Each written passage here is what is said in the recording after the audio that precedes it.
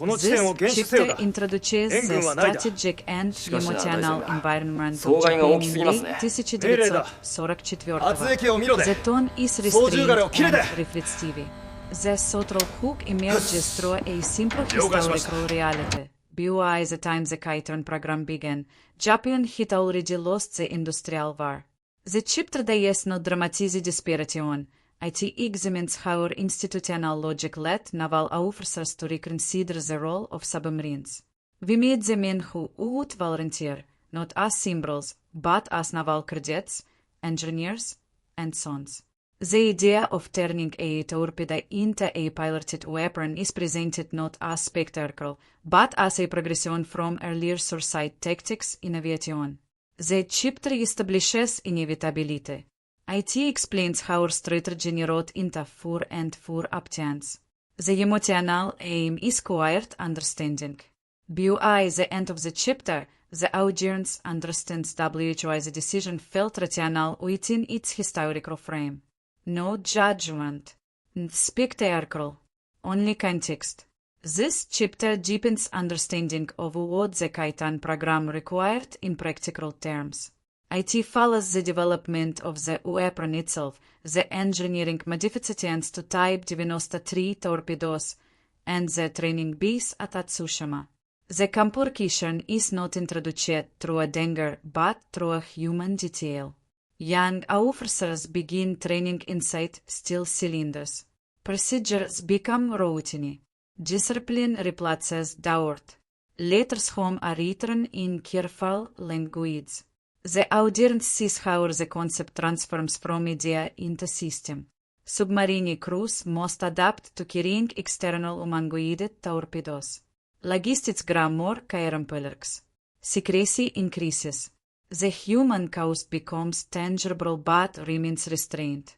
Emotionally, the story moves from strategic logic to lived experience. The war is no longer abstract. It is measured in preparation. This chapter marks operational deployment. Japanese submarines begin Kaiten missions in the Pacific. The narrative follows specific patrol patterns, distances traveled, and the physical realities of submarine life. The escalation is structural, not theatrical. The U.S. Navy increases anti-submarine patrols.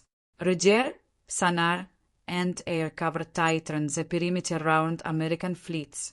Japanese submarines must travel farther, remain submerged longer, and approach more carefully. The first Kaiten launches are described plainly.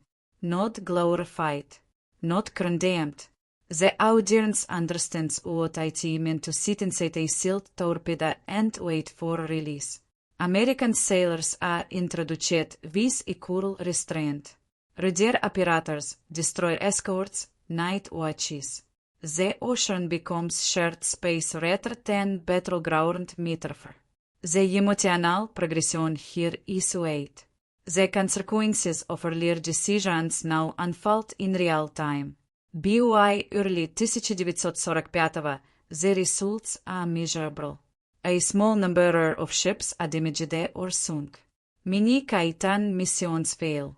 Mechanical malfunction, detection, full constraints, and overwhelming light surveillance narrow operational success. The turning point is quiet. Sacrifice does not alter the trajectory of the war. This chapter explores internal resignation within the Japanese Navy. Reports become more severe. Losses accumulate. Submarines themselves are destroyed in increasing numbers. The tone remains consistent.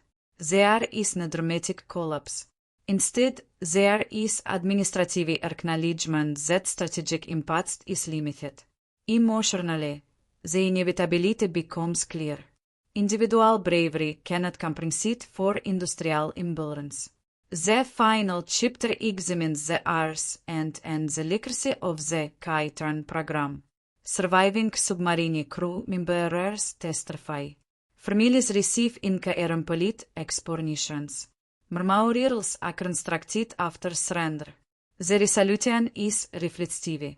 The program is neither mythologized nor dismissed. GT is placed in its historical frame, a measure born of constraint, shaped by belief, and overtaken by larger forces. The documentary classes not with spectacle, but with quiet human memory. The ocean returns to stillness. The men who went below remain part of naval history, not as symbols of fanaticism, but as individuals shaped by their time. The final tone is sober and steady. The story feels care and polite because it has followed its natural course.